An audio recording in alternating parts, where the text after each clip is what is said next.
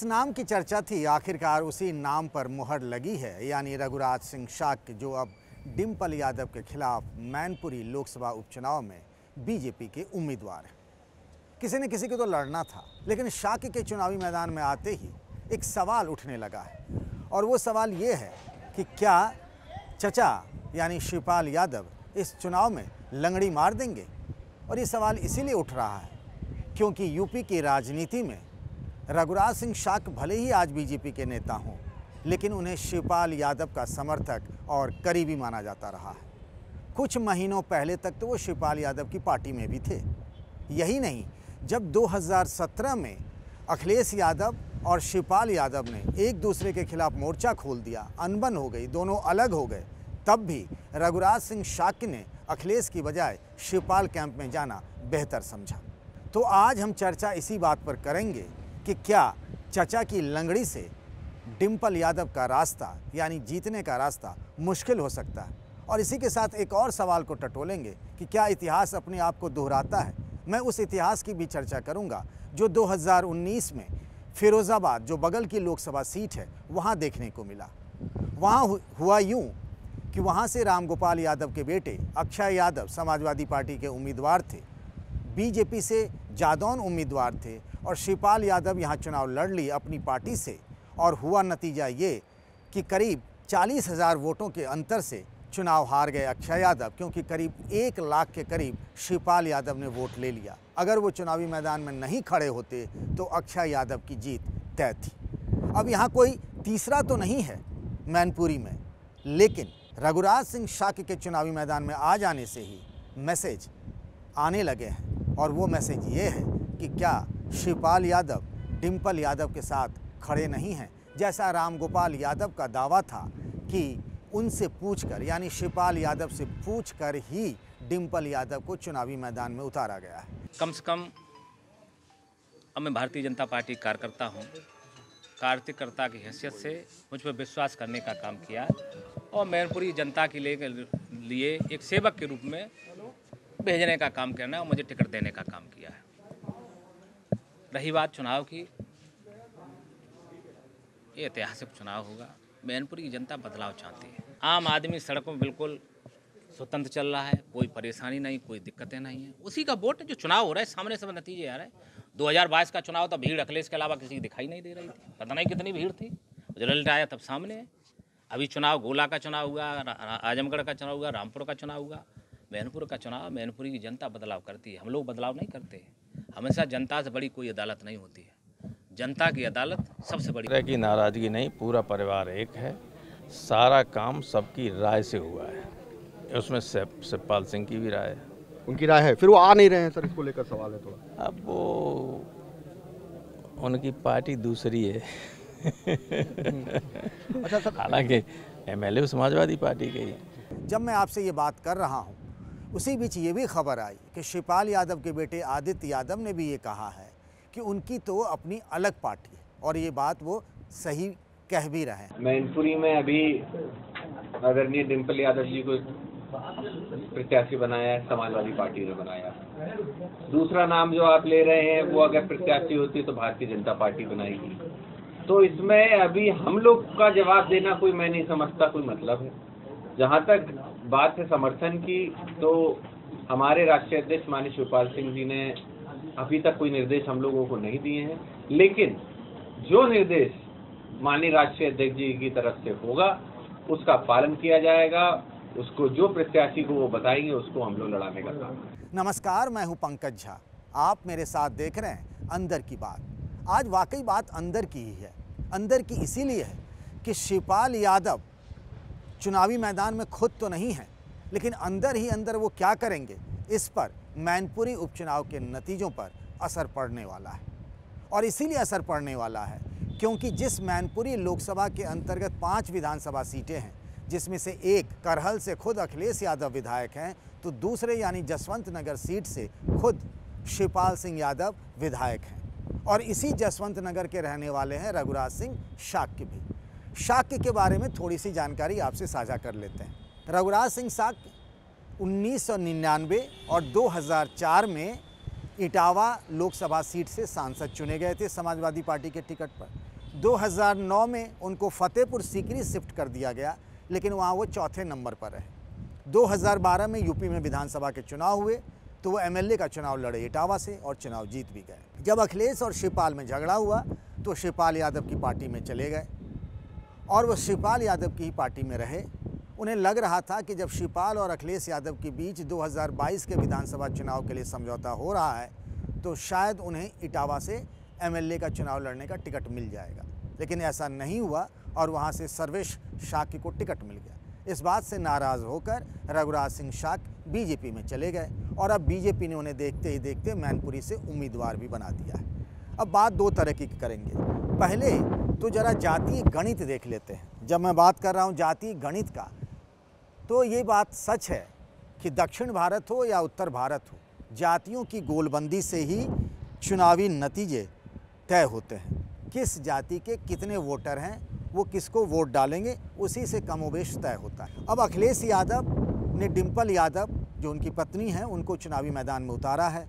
मुलायम सिंह यादव के निधन होने से ये सीट खाली है और यहाँ पे सबसे ज़्यादा उम्मीदवार जो हैं वो यादव वोटर हैं। उनकी संख्या करीब 3.5 लाख बताई जाती है। जो शाक्य, ठाकुर और जाटव दलित, इनकी अच्छी खासी संख्या है। इसमें से करीब 1,60,000 शाक्य हैं, 1.5 लाख के करीब ठाकुर हैं और 1,40,000 जाटव दलित हैं, 1,20,000 ब्राह्मण हैं, 1 लाख लोधी राजपूत के वोट हैं, वैश्य और मुस्लिम भी हैं, मुस्लिम थोड़े कम हैं और कुर्मी मतदाता भी 1 लाख से ज़्यादा है।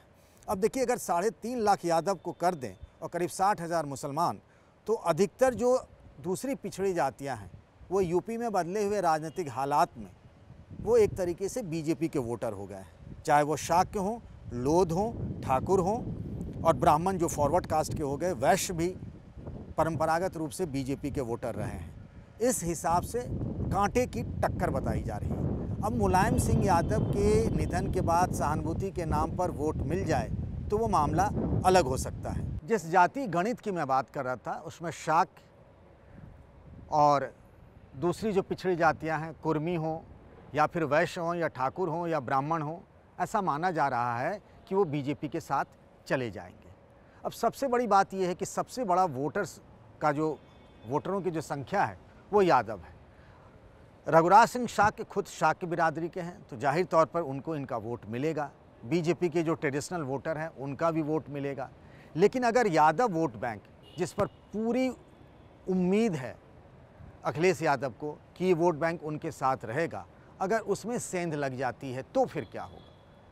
यही वो बात है जहां से खतरे की घंटी बजने लगती है डिम्पल और अखिलेश यादव के लिए। अखिलेश यादव को भी इस बात का एहसास है, इसीलिए इस बार उन्होंने शुरुआत से ही कैंप डाल दिया है मैनपुरी में। वो खुद चुनाव के प्रबंधन के, इलेक्शन मैनेजमेंट की खुद देखरेख कर रहे हैं। उन्हें इस बात का डर है। अब जैसे नामांकन में ये दावा किया जा रहा था कि पूरा परिवार साथ रहेगा, लेकिन शिवपाल यादव तो लखनऊ में रहे, वो साथ नहीं दिखे। अब ये बात खुलकर सामने आ गई है कि इसमें शिवपाल यादव की रजामंदी नहीं है। राम गोपाल ने कहा कि उनसे पूछ कर टिकट दिया गया, लेकिन शिवपाल कह रहे हैं कि उनसे तो कोई बात ही नहीं की गई, उनको तो कुछ पता ही नहीं था। अब ये बात कही जा रही है। अब अगर यादव वोट में सेंधमारी हो जाती है, जो शिवपाल यादव के समर्थक हैं, ख़ास तौर से जसवंत नगर से शिवपाल यादव का इमोशनल कनेक्ट रहा है, वहाँ से वो कई बार के विधायक रहे, वहाँ के कई लोगों के सुख दुख में वो साथी रहे। अगर ये कनेक्ट उनके साथ जुड़ा रहा और इनडायरेक्टली, भले खुले तौर पर तो वो सपोर्ट नहीं करेंगे, लेकिन इनडायरेक्टली उनका सपोर्ट मिल जाता है रघुराज सिंह शाक्य को जो बीजेपी के तरफ से हैं, और यादव वोट बैंक में बंटवारा हो जाता है, तो यकीन मानिए मुश्किल में पड़ सकती है डिम्पल यादव की उम्मीदवारी। और जो मैंने आपसे कहा पहले भी कि जो बात फिरोज़ाबाद में हुई वो खतरा यहाँ भी बना हुआ है, ख़ास तौर से तब जब कांग्रेस तो चुनाव लड़ नहीं रही है और यहाँ कोई बहुत बड़ी ताकत भी नहीं है। जो मैंने कहा कि करीब 1.25 लाख 1.5 लाख के आसपास यहाँ जाटव दलित वोटर हैं। अब चूँकि बीएसपी यहाँ चुनाव नहीं लड़ रही है, यानी बाईपोल वो नहीं लड़ने का बीएसपी ने ऐलान किया है, तो ये जो वोटर है वो कहाँ जाएगा? उस बेल्ट का जो हिसाब किताब है उसमें ये माना जाता है कि समाजवादी पार्टी और बीएसपी एक दूसरे के खिलाफ है। मायावती खुलकर अखिलेश यादव के खिलाफ बोलती हैं। तो ऐसे हालात में ये जो वोटर हैं 1.5 लाख, वो कहाँ जाएंगे। पिछले लोकसभा चुनाव में आप याद करिए, मैनपुरी में मैं तो मौजूद था, मायावती खुद मुलायम सिंह यादव के लिए वोट मांगने गई थी। ये वो दृश्य था जो राजनीति में असंभव माना जा रहा था। 1995 के लखनऊ के गेस्ट हाउस कांड में जब मायावती और उनकी पार्टी के समर्थकों के साथ, विधायकों के साथ समाजवादी पार्टी के लोगों ने मारपीट की थी, उनका मायावती का कपड़ा फाड़ने की कोशिश भी की गई थी, जो उस वक्त बीएसपी ने मुलायम सिंह यादव से समर्थन वापस ले लिया था। तब कांशीराम का दौर था, तो ऐसा माना जा रहा था दोनों साथ नहीं हो सकते। लेकिन इस चुनाव में मायावती ने मुलायम सिंह यादव के लिए वोट मांगा। उसके बावजूद क्या नतीजे रहे कि मुश्किल से 90,000 वोटों से ही मुलायम सिंह यादव जीत पाए थे। इस बार बीएसपी चुनाव नहीं लड़ रही, तो क्या ये वोटर जो है वो समाजवादी पार्टी की तरफ शिफ्ट होगा? ऐसे संकेत नहीं मिल रहा है। अगर वो खुलकर बीजेपी के साथ चला गया तो एक बहुत बड़ा नुकसान हो जाएगा। इसीलिए ये चुनाव बहुत मुश्किल है। उसी तरीके के हालात बन रहे हैं जैसा आजमगढ़ में बना था।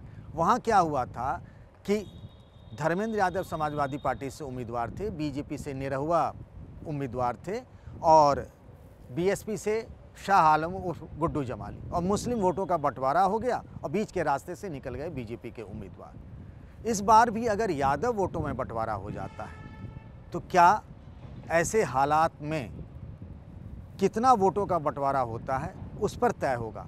अगर ठीक ठाक वोटों का बंटवारा हो गया तो फिर डिम्पल के लिए चुनाव बहुत कठिन हो सकता है। तो आखिर में यही सवाल उठता है कि क्या अखिलेश यादव शिवपाल यादव को मना पाएंगे या आखिरकार शिवपाल यादव लंगड़ी मार लेंगे। उन्हें ये लग रहा है कि इस पूरे इलेक्शन का मैनेजमेंट रामगोपाल यादव देख रहे हैं, और रामगोपाल यादव और अखिलेश यादव के बीच के जो रिश्ते हैं आपको पता ही है, वो हर हाल में उन्हें हराना चाहेंगे। मुझे याद है मेरे ही साथ एक इंटरव्यू में शिवपाल यादव ने ये बात कही थी कि कभी उन्हें रामगोपाल यादव ने कहा था कि अरे उनके पास तो एक वोट भी नहीं है, और फिर वो फिरोज़ाबाद में चुनावी मैदान में उतर गए और उन्होंने हरा कर दिखा दिया उनके बेटे को। वो अगर टीस उनके मन में बची हुई है और बनी हुई है, और अखिलेश यादव रामगोपाल यादव के विरोध के कारण ही उन्होंने अपनी पार्टी बनाई और अभी भी कह रहे हैं कि उनकी अपनी अलग पार्टी है, तो शिवपाल यादव ने अगर खेला कर दिया तो समझिए मैनपुरी में खेला हो सकता है। आज के लिए बस इतना ही। नमस्कार।